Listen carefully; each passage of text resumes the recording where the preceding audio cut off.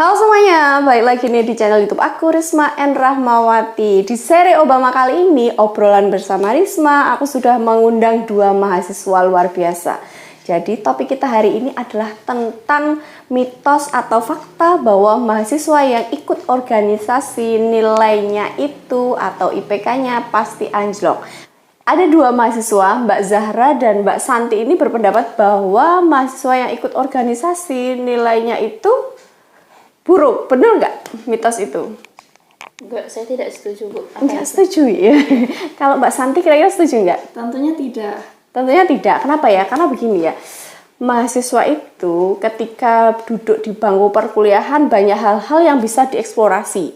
Salah satunya ikut kegiatan organisasi, perlombaan, PKM, dan lain sebagainya. Tetapi dosen dan juga orang tua itu mengalami ketakutan karena ketika anaknya mahasiswa terlalu aktif di organisasi, IPK-nya menjadi buruk. Padahal di dunia kerja, ini yang penting ya, buat kalian juga berdua. Di dunia kerja yang dibutuhkan itu bukan hanya IPK, tetapi kemampuan kalian dalam berkomunikasi dengan orang lain, kemudian gimana cara memimpin organisasi, seperti itu. Yuk aku minta pendapat kalian satu-satu. Kenapa sih kok Mbak Zahra ini nggak setuju kalau mahasiswa yang ikut organisasi nilainya atau IPK-nya pasti buruk? Kenapa coba? Ya gini ya, Bu. Jadi pertama kan dilihat dari IPK saya, ya alhamdulillah ini termasuknya udah tinggi walaupun saya itu aktif di dua organisasi kayak gitu. Ini mau minta tipsnya apa gimana? Boleh, IPK-nya berapa kalau boleh tahu biar teman-teman yang nonton video tahu. Untuk IPK saya itu alhamdulillah 3,75. Wes, ya 3,75 itu bagus loh. Dan Mbak Zahra ini ikut dua organisasi. Iya. Ya. Kenapa kok bisa begitu ya, padahal ikut dua organisasi tapi nilainya bisa tinggi? Iya, kalau dari saya itu yang pertama kita itu buat skala prioritas, Bu. Jadi kita itu kan niatnya tetap kuliah, jadi kuliah itu tetap nomor 1 dan organisasi itu sebagai sampingan atau yang kedua. Jadi kita tetap mengutamakan yang namanya kuliah. Jadi organisasi itu sebenarnya bisa disambi kok teman-teman. Jadi teman-teman nggak harus berstatement bahwa kalau kita udah sibuk di organisasi bakalan kuliah kita keteteran kayak gitu ya. Jadi kalau dari saya sendiri, ya itu tadi yang pertama kita buat skala prioritas bahwa yang utama itu tetap kuliahnya dulu ya, Bu. Dan kita itu kan masuk organisasi pasti udah punya niat kita itu harus berkorban antara waktu, tenaga, dan juga uang. Jadi misalnya di dalam perkuliahan pasti kan kita itu ada tugas dan lain sebagainya, dan kalau ikut organisasi juga masih dibebani dengan yang di organisasi. Tapi karena kita udah punya niat di awal tadi kalau organisasi itu kita harus berkorban waktu, tenaga, bahkan uang, jadi kita ya enjoy aja. Misalnya kita sampai malam kelebur tugas karena siangnya kita masih terbebani dengan organisasi itu, tapi kita masih bisa kok di waktu-waktu luang kita, misalnya kita itu kayak punya ya kita sadar lah, Bu, kita ikut organisasi tapi kita juga masih kuliah gitu loh. Jadi kita tetap memikirkan yang kuliahnya itu. Jadi kalau dari saya pribadi itu misalnya kelembur tugas sampai malam, terus ya pokoknya disibukkan dengan segala sesuatu tuh menurut saya nggak masalah lah gitu. Jadi kita tetap berkorban waktu, tenaga, dan bahkan juga uang kayak gitu, Bu. Iya, oke. Saya tuh biasanya kalau membuat video YouTube, entah itu mengundang, saya tuh paling sedih ya kalau dipanggil Bu. Tapi ya nggak apa-apa. Saya bisa dipanggil Mbak ya, biar setara gitu ya. Ini kan mukanya masih setara ya, tapi nggak apa-apa. Mau panggil Bu juga nggak apa-apa. Iya, mau panggil kan dosen kita ya, Bu.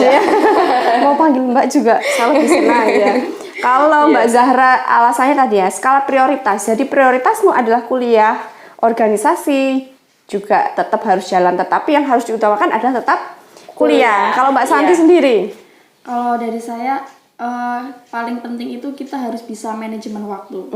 Tentunya kuliah itu tadi Mbak Zahra itu udah menjelaskan panjang lebar ya tips-tipsnya, kayak bagaimana caranya tetap bisa menyusun skala prioritas. Kalau ini tambahan lagi itu manajemen waktu. Jadi antara kuliah dan organisasi itu pasti dua hal yang banyak sekali kewajiban dan tanggung jawab kita gitu ya. Jadi jangan sampai kita itu kita aktif berorganisasi, kemudian kuliah kita itu sampai kita terlupakan kayak gitu, tugas-tugas sampai tidak dikerjakan, itu jangan sampai kita harus tetap membuktikan bahwa berorganisasi itu kita juga bisa tugas-tugas itu terselesaikan kayak gitu. Manajemen waktu itu kita mengatur waktu berarti ya, itu Bu. Terus kalau saya pernah mendengar ketika kita itu ingin mendapatkan hasil yang lebih maksimal, berarti kita harus siap berlelah-lelah yang lebih banyak kayak gitu. Jadi kita kan pastinya tidak semua hal-hal yang ada di bangku kuliah itu kita dapatkan di organisasi. Jadi di organisasi itu sangat banyak sekali manfaatnya. Di situ kita belajar bagaimana manajemen diri kita, manajemen emosi kita, manajemen banyak sekali hal-hal yang kita dapatkan di organisasi yang tidak kita dapatkan di bangku perkuliahan kayak gitu. Mulai dari public speakingnya, terus belajar bagaimana problem solving di dalam organisasi itu sangat bermanfaat untuk kehidupan kita nantinya ketika kita bekerja, ketika kita nanti mungkin berumah tangga gitu ya. Kiranya ya berumah tangga. Sangat bermanfaat untuk kedepannya. Gitu. Yang paling penting itu manajemen waktu, dan ketika kita mengambil pilihan untuk berorganisasi, untuk kuliah, itu artinya kita harus siap konsekuensi, kita harus siap lebih lelah. Itu insya Allah manfaatnya banyak untuk kehidupan kita nanti. Mbak Santi IPK-nya berapa sih? Kalau Mbak Zahra tadi kan 3,75, Mbak Santi berapa? Kurang lebih hampir sama kayak Mbak Zahra, 3,6. Tapi tetap gini ya, 3,5 ke atas tuh menurut aku udah luar biasa Mbak ya. Oke, masuk ke pertanyaan yang kedua. Sebetulnya kenapa sih kalian tuh capek-capek, lelah, ngelembur organisasi, bisa rapat sampai jam 10, jam 11? Keuntungannya tuh apa? Motivasimu tuh sebetulnya apa? Coba dari Mbak Zahra, kemudian nanti ke Mbak Santi. Ya, yang pertama itu kalau kita ikhlas karena Allah, itu semua akan berjalan dengan semestinya, dan gak ada istilahnya gak ada beban gitu loh Bu. Misalnya kita harus pulang larut malam, selesai larut malam, tapi itu kalau kita udah niat karena Allah, itu udah insya Allah udah udah semua berjalan dengan baik. Dia panggil gitu loh Bu. Iya nak, Masya Allah. Berarti memang niat karena Allah ya. Kemudian kalau Mbak Santi? Ya betul sekali yang dikatakan Mbak Zahra, itu sebuah perjuangan itu nggak ada yang namanya perjuangan itu nikmat. Ketika kita kuncinya itu adalah ikhlas, ridho Allah, itu semuanya akan terasa ringan gitu ya. Tambah lagi tuh kita harus namanya cinta. Wah, cinta sama siapa Mbak? Ketika cinta cinta itu Masya Allah ya. Ketika kita udah cinta berorganisasi, kita cinta dengan hal-hal yang kita kerjakan, itu insya Allah kalau kita cinta itu kan biasanya kita itu lupa bahwa kita sudah berkorban banyak, kita nggak terasa lelahnya gitu ya. Kita harus melakukan semuanya itu penuh dengan rasa cinta gitu. Cinta sama ayangnya organisasi kalau mereka ya saat ini organisasi dulu ya. Iya betul. Gini ya, kalian tuh kan rapat kadang bisa sampai jam 10 nggak sih? Sampai malam, paling malam jam berapa rapat?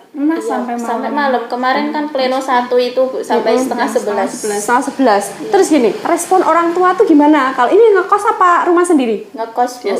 Saya ngekos ya, ngekos mah bebas ya kalau di asrama ya. Tapi orang tua kalian tahu nggak sih kalau kalian tuh ikut organisasi bisa pulang sampai setengah 11, jam 11, jam 12 bahkan.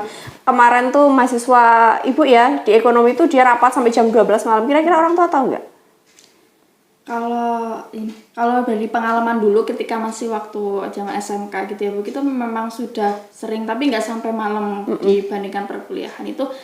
Orang tua kita tetap kalau misalkan telepon itu kita cerita kayak gitu, tapi itu karena alhamdulillahnya itu sudah ada kepercayaan gitu dari orang tua. Walaupun kita mungkin di sini sampai pulang malam kayak gitu, orang tua udah percaya, dan ya kita membuktikannya dengan maksudnya antara perkuliahan dan ini berjalan dengan baik, itu sudah komitmen. Kalau Mbak Zahra? Iya, orang tua tahu nggak? Orang tua saya sendiri juga tahu Bu.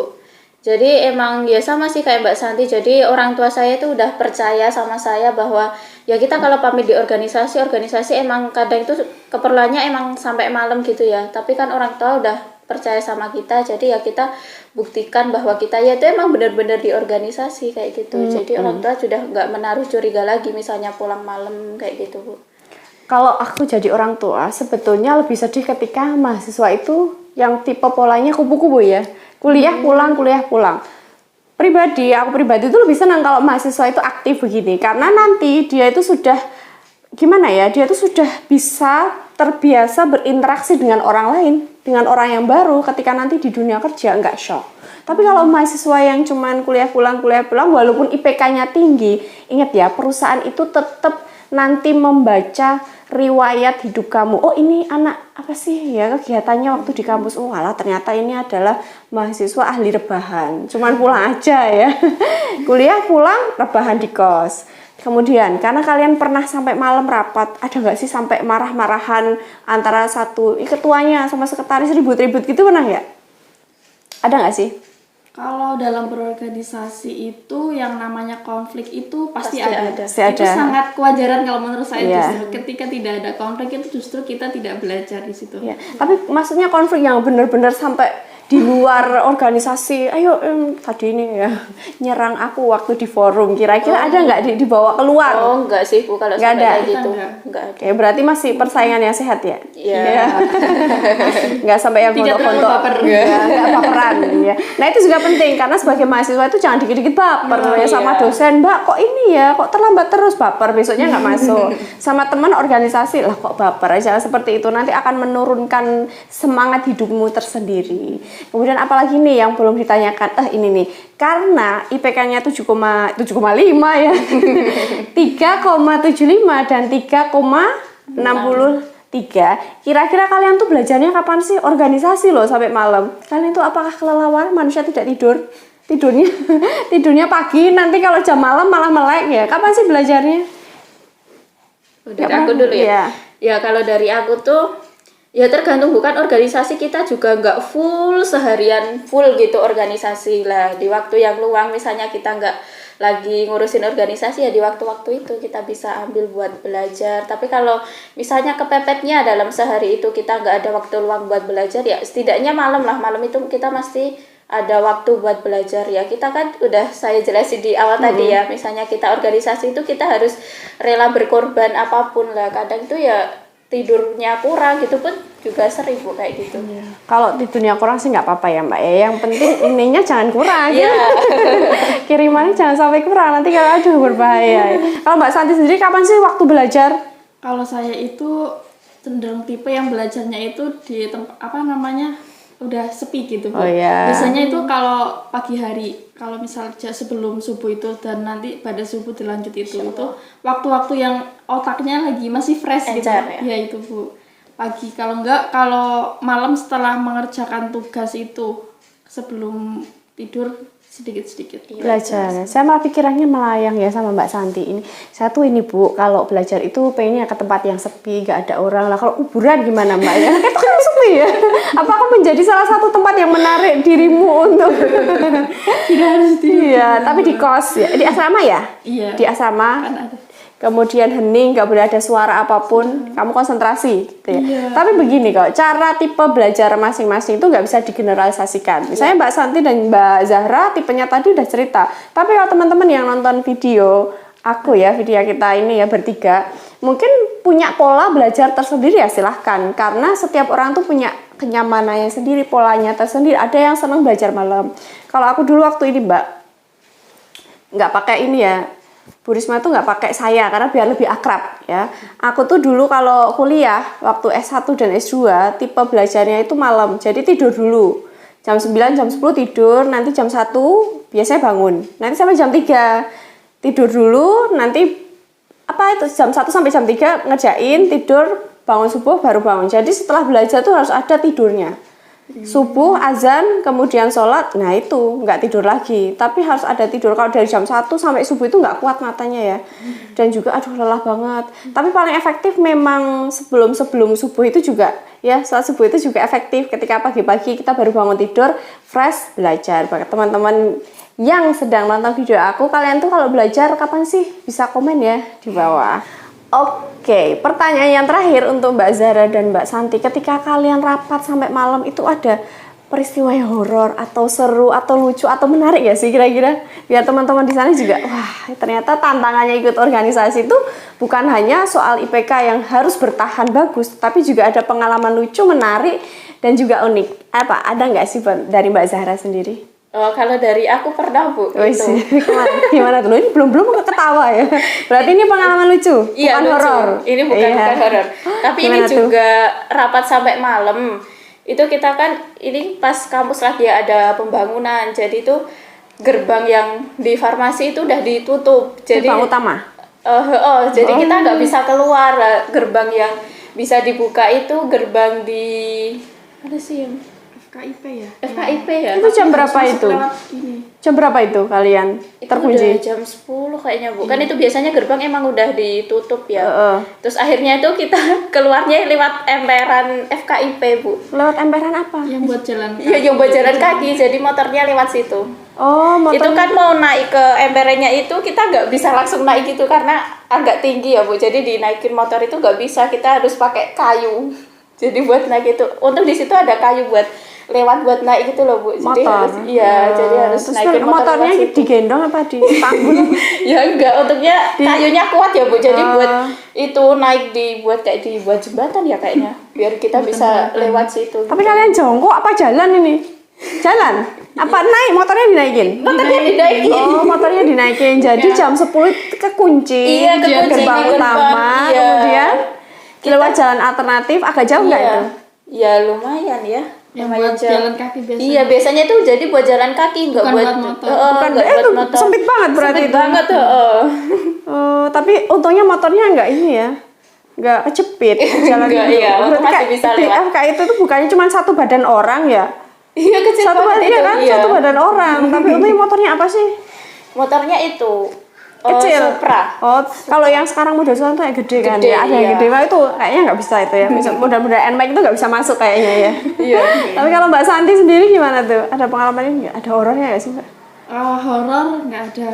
Ini paling pernah yang kita rapat pleno sampai dini hari itu Dini hari itu jam berapa? jam 1 ya. Iya, itu Waktu di Mubes ya? ngemplak. Oh iya, iya. Di mana? Ngemplak. Ngemplak Oh, di Ngemplak. Boyolali, Bu. Ngapain kalian tuh rapat sampai jam 1?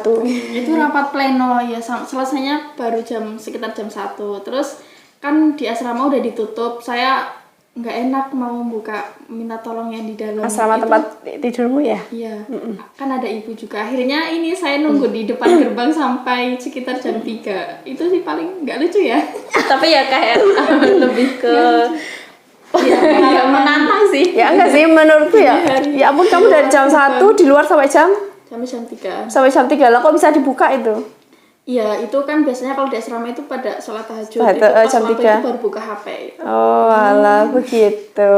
Ya. Jadi terkunci saat rapat ya, rapat pleno, dia pulang, gerbangnya udah ketutup, nunggu 2 jam tuh kamu ngapain? Biasa di depan gerbang. Diam aja ya? Oh enggak, kayaknya ini zikiran. Masya Allah. Tidak ada sesuatu apa-apa. Enggak, yang bikin aku penasaran ya, kalau aku dulu ikut organisasi tuh enggak sampai yang rapat malam-malam, Mbak. Saya baru tahu ya, Ibu ya. Bu Risma tuh baru tahu, aku baru tahu kalau ternyata mahasiswa tuh rapat tuh bisa sampai jam 11, jam 12, sampai dini hari. Kalian tuh ngapain sebetulnya? Ngapain sih? Itu ada ngobrolnya atau makanya yang bikin penasaran tuh mulai rapatnya jam berapa sih? Itu sebenarnya kalau yang sampai malam tuh kita kayak laporan pertanggungjawaban Bu. Jadi pleno sama mubes pleno itu kita bahas kayak laporan pertanggungjawaban apa saja yang udah kita laksanain.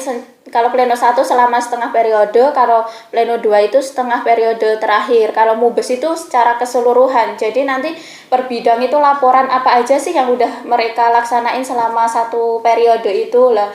Misalnya nggak terlaksana itu alasannya apa lah. Biasanya di situ kan banyak pertanyaan Bu lah. Kenapa kok nggak terlaksana? Kayak gitu macam. Jadi itu emang membutuhkan waktu yang lama. Kalau untuk mulainya kita emang udah dari pagi. Dari pagi? Iya, ada snacknya enggak sih kalau gitu? Ada. Ada ya? Ada minumnya enggak? Ada. Kalau dari Ada pagi makan sampai juga. malam, oh ada makannya Iya. ya itu. Berarti ada dana yang diajukan Ada. ke kampus untuk Iya, itu ada. ya. Ya kasihan ya kalau dari pagi sampai malam nggak ada makan, nggak ada minum. Aduh oleng kalau saya ya angkat tangan aja. Kalau mahasiswa itu ini enggak sih? Kalau mahasiswa ikut organisasi itu salah satunya pengen dapat snack. Itu kan ada rumor-rumor gitu pengen dapat makan, iya nggak sih? snack gratis. Iya, Snack gratis ya. sertifikat ya. Apalagi kalau di ini ya sering bawa banyak teman-teman yang bawa makanan. Berarti salah satu motivasi kalian berdua ikut organisasi itu tidak lain dan tidak bukan mendapatkan Snack. mendapatkan makanan dan mendapatkan snack ya, mendapatkan sertifikat. Tapi itu wajar kok, karena mahasiswa apalagi anak kos ya, aduh Iya. kayak ini ya butuh perbaikan gizi ya, makanya datang atau ikut organisasi, ikut seminar biasanya juga kayak gitu ya. Iya. Ikut seminar, datang organisasi biar dapat snack ya.